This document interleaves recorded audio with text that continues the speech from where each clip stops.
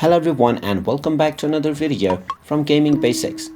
In this video, I'm going to show you how to fix matchmaking errors on Mobile Legends game. So let's get started right away.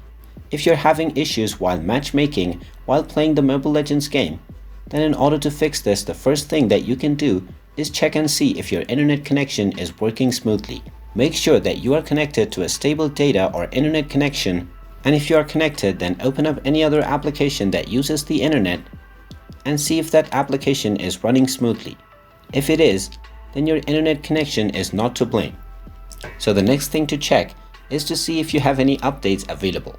Tap on the Google Play Store or the iOS App Store and then search for Mobile Legends and see if an update button is available instead of play.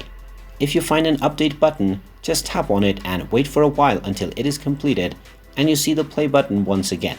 Then you can tap on it and see if your issue is fixed. If it still doesn't work, then go ahead and open up your phone settings and tap on apps. From the apps page, scroll down and search for Mobile Legends, and when you find it, simply tap on it. Now from the application info page, tap on force stop at the bottom right corner to stop the application and then tap on storage.